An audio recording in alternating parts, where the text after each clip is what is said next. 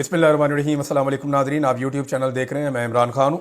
नाजरीन, जो कुछ भी इस्लामाबाद में हुआ, पाकिस्तान का मीडिया तो उसको दिखा नहीं पा रहा। हुकूमत के लिए सबसे बड़ी प्रॉब्लम यह है कि आलमी मीडिया इसको एक बड़ी खबर बनाकर देख रहा है, और बहुत सारे मीडिया जो यहाँ पे मौजूद था उन्होंने इसको रिपोर्ट भी किया है। लेकिन पाकिस्तान तहरीक इंसाफ की जो पाकिस्तान में मौजूद क़यादत है, इसके ऊपर सबसे बड़ा दबाव ये डाला गया कि आप आलमी मीडिया को एड्रेस नहीं करेंगे। ये बात शुरू में तय हो गई थी और ये तजवीज़ भी आ गई थी कि अंग्रेज़ी में प्रेस कॉन्फ्रेंस की जाएगी, और इसके लिए दो लोगों के नाम भी सामने आ रहे थे पार्टी के अंदर के इसमें बैरिस्टर गौहर प्रेस कॉन्फ्रेंस करेंगे और सलमान अकरम राजा साहब करेंगे, और एक दो और लोगों के भी नाम आ रहे थे। लेकिन उसके बाद हमने देखा कि वो प्रेस कॉन्फ्रेंस नहीं हो सकी। हत्ता कि डॉक्यूमेंट्रीज बनाने के लिए या मौक़िफ़ लेने के लिए जिस आलमी मीडिया ने रब्ता किया पाकिस्तान तहरीक इंसाफ की पाकिस्तान में मौजूद क़यादत से, ओहदेदारों से ही बात करेंगे ना। वो चाहेंगे कि हमारी चेयरमैन से बात हो, वो चाहेंगे हमारी सेक्रेटरी जनरल से बात हो, वो चाहेंगे हमारी किसी बड़े ओहदेदार से बात हो, तो इन्होंने उन्हें घास नहीं डाली। यानी बात तो करना चाह रहे थे, लेकिन दबाव इतना ज़्यादा था कि आलमी मीडिया को या इंटरनेशनल जितने भी मीडिया चैनल्स हैं या जो डॉक्यूमेंट्रीज बना रहे थे वो इंटरव्यूज़ करना चाह रहे थे, इन्होंने उनको इंटरव्यूज़ नहीं दिए। हत्ता कि डी चौक के हवाले से सूरत हाल यहाँ तक पहुँच गई कि डी चौक के हवाले से साने पे जो इंटरव्यूज़ हुए उसके अंदर सहाफ़ियों को शामिल करना पड़ा, कुछ और लोगों को शामिल करना पड़ा, कुछ ऐसे लोग शामिल हुए जो थोड़ा सा हुकूमती मौक़िफ़ बयान करते हैं, जबकि पाकिस्तान तहरीक इंसाफ की क़यादत अपने मौक़िफ़ को पूरी तरह से नहीं कर पाई, चंद लोगों को छोड़ के। अलीमा खान साहिबा ने बड़े ज़बरदस्त तरीके से ये काम किया, कुछ मैं शानदाना गुलजार साहिबा को देख रहा था, उन्होंने भी ये काम किया, और कुछ पाकिस्तान से बाहर बैठे हुए लोग हैं, उन्होंने भी ये काम किया। अब पाकिस्तान तहरीक इंसाफ पाकिस्तान के अंदर जो क़यादत मौजूद है वो बहुत दबाव में है, और वो ये जानते हैं कि किस तरह 9 मई के बाद उनको किस तरह की सूरत हाल का सामना करना पड़ा।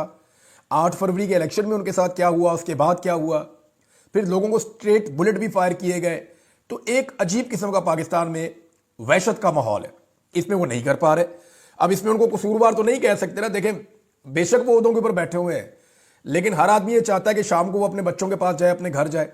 अब जब काम ही किसी और तरह का चल पड़ा हो जिस मुल्क में, वहां पर आप क्या कर सकते हैं। इंतजार पंजूथा साहब का हाल सबने देखा है, सबको पता उनके साथ क्या हुआ है और किन हालात से वो गुजरे हैं, लेकिन कोई कुछ कर सका।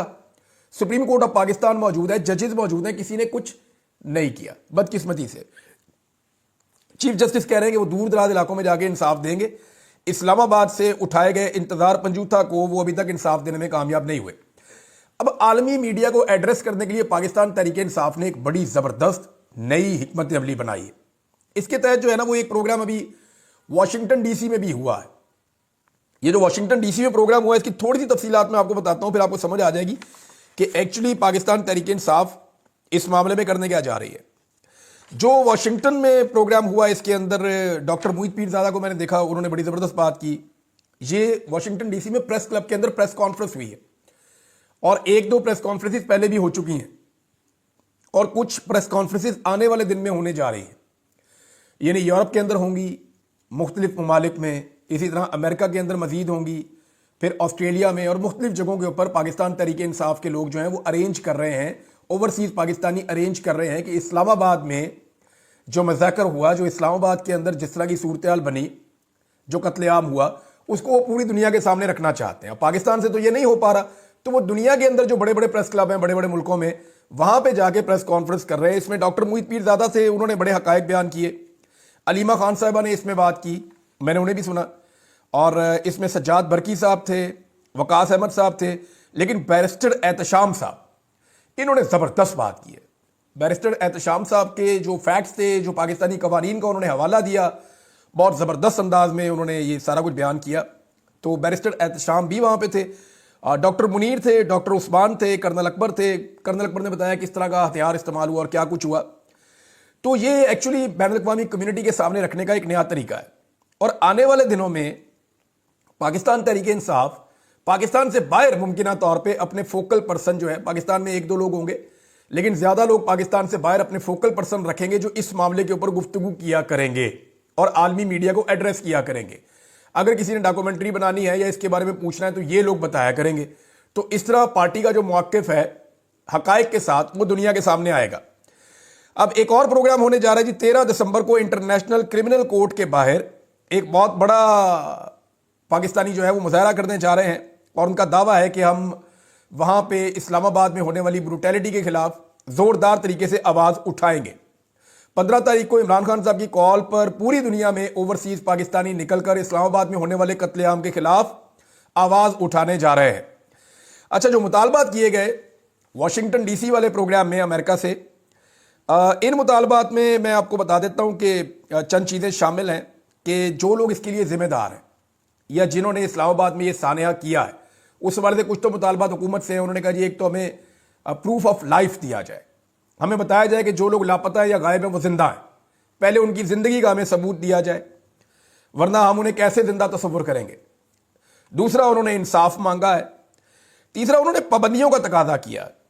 इसको एक कहते हैं मैग्निस्की लॉ, और ये जनाब 3 किस्म की पाबंदियां लगाता है।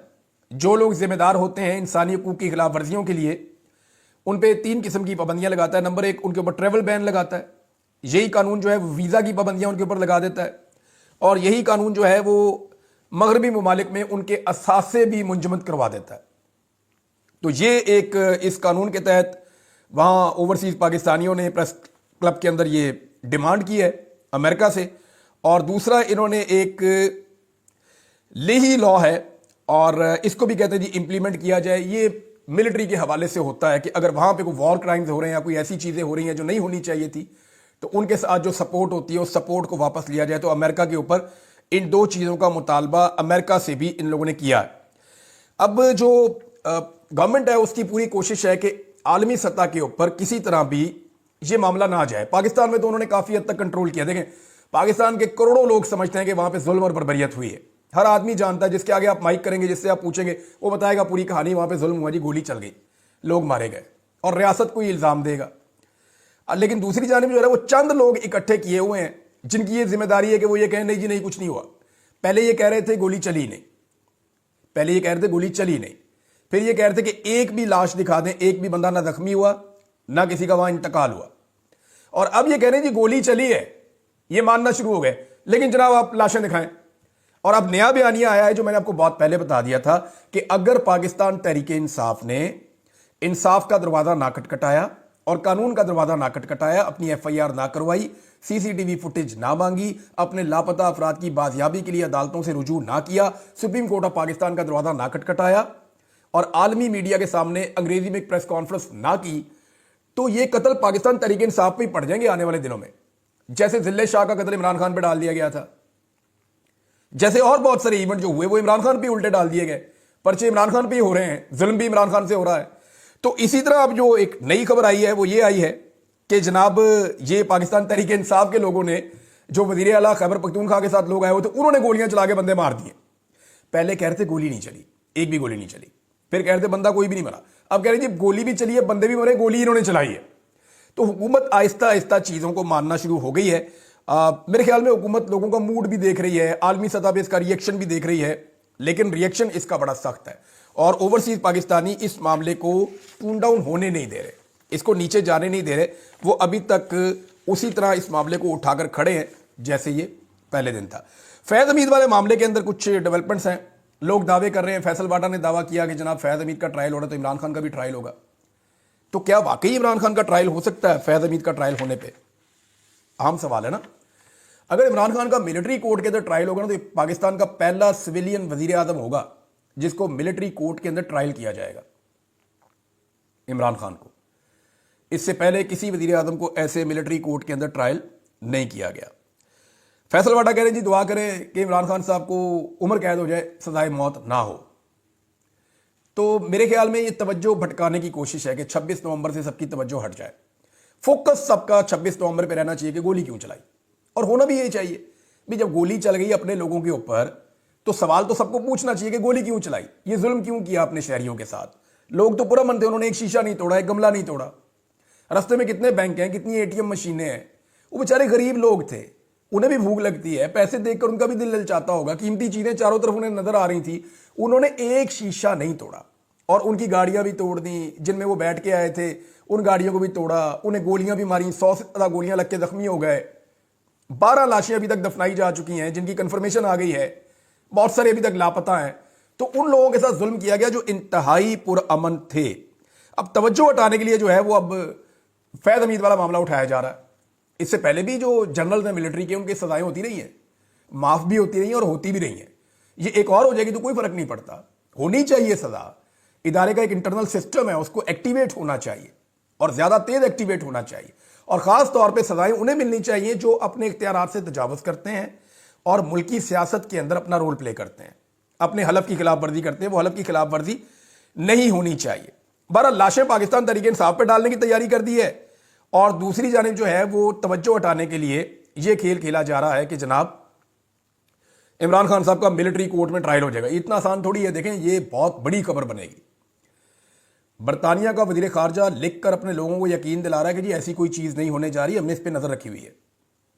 امریکہ جو ہے وہاں سے رولا پڑ جائے گا، اقوام متحدہ سے رولا پڑ جائے گا، پاکستان کو پوری دنیا سے ری ایکشن آئے گا. اوورسیز پاکستانی کس لیول پہ اس معاملے کو لے جائیں گے اب کسی کو اس بات کا اندازہ بھی نہیں ہے. تو مجھے نہیں لگتا کہ یہ ایک آپشن ہو سکتی ہے. مجھے لگتا ہے کہ یہ ایک توجہ بھٹکانے کی ایک کوشش ہے، اور ہو سکتا ہے اس کو کرنے کی بھی کوشش کی جائے تاکہ توجہ مزید بھٹکی رہے، لیکن اس کا فائدہ کوئی نہیں ہوگا اس نظام کو.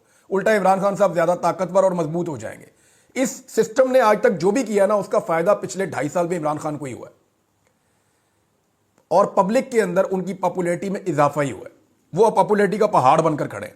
مولانا فضل الرحمان صاحب کو ان کی حالت میں آپ کو تھوڑی سی بتا دیتا ہوں. مولانا فضل الرحمان صاحب کو رانا ثناء اللہ صاحب ملنے گئے تھے، اور رانا ثناء اللہ صاحب کو فضل الرحمان صاحب نے کہا، آپ کو یاد ہوگا، تصویریں آپ نے دیکھی ہوگی تھوڑے دن پہلے جب یہ خبریں آ رہی تھی کہ فضل الرحمان صاحب اور بلاول کو ملا کے اور فیصل واڈا گیم کر رہے ہیں اور نون لیگ کے خلاف کوئی سازش ہو رہی ہے، تو یہ گئے جا کر یہ ملے تھے.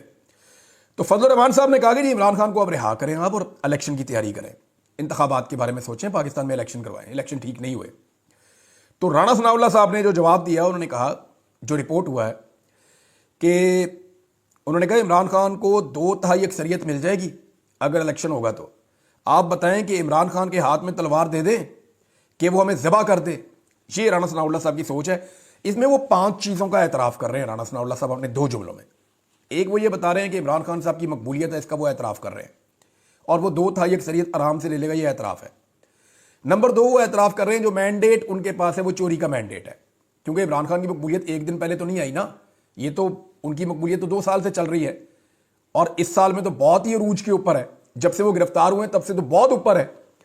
لہذا یہ 2 اعتراف انہوں نے کر دیے کہ مقبولیت عمران خان کا بہت زیادہ ہے اور مینڈیٹ چوری ہم نے کی ہوئی ہے. تیسرا اعتراف انہوں نے کیا کہ عوام میں جانے کا خوف ہے. اس وقت پی ایم ایل این کو، باقی جماعتوں کو عوام میں جانے کا خوف ہے. نمبر 4 انہوں نے عمران خان کو نہ چھوڑنے کی وجہ بھی بتا دی کہ ہم اس لیے اس کو نہیں چھوڑ رہے کہ وہ ایک تلوار ہے، ہمارے لیے پرابلم ہو جائے گی. اور نمبر 5 انہوں نے یہ بھی اعتراف کر دیا کہ ابھی تک یہ سسٹم عمران خان صاحب کو منانے میں یا ان کو توڑنے میں مکمل طور پہ ناکام رہا ہے. اس حوالے سے کسی قسم کی کوئی کامیابی اس سسٹم کو اب تک نہیں ملی ہے. تو یہ چیز آپ کلیئر کر دیں کہ رانا ثناء اللہ صاحب کا سٹیٹمنٹ کم سے کم یہ چیزیں کلیئر کر رہا ہے جو انہوں نے فضل الرحمان صاحب کو دیا کہ جناب عمران خان کا مقابلہ بھی نہیں کیا جا سکتا کیونکہ اس کے ساتھ ڈیل کوئی نہیں ہوئی. میاں صاحب جو ہے نا، دیکھیں فرق بہت ہے. میاں صاحب کو پھر آپ سوچیں گے کہ میاں صاحب کو کیوں چھوڑ دیتے تھے. میاں صاحب کو چھوڑنے کا ریزن یہ ہوتا تھا کہ میاں صاحب کی مقبولیت کم ہوتی تھی. جب کسی کی مقبولیت کم ہو تو اس کو چھوڑ دیں، جا کے ٹکڑے مارتا رہے، جو مرضی کرے. تو میاں صاحب کے پلیٹلس کم ہو گئے، میاں صاحب نکل لیے. مقبولیت پہلے ہی نیچے تھی، کوئی فائدہ نہیں ہوا. میاں صاحب نے جتنی مرضی آوازیں لگائیں، لوگوں نے سنی نہیں آواز.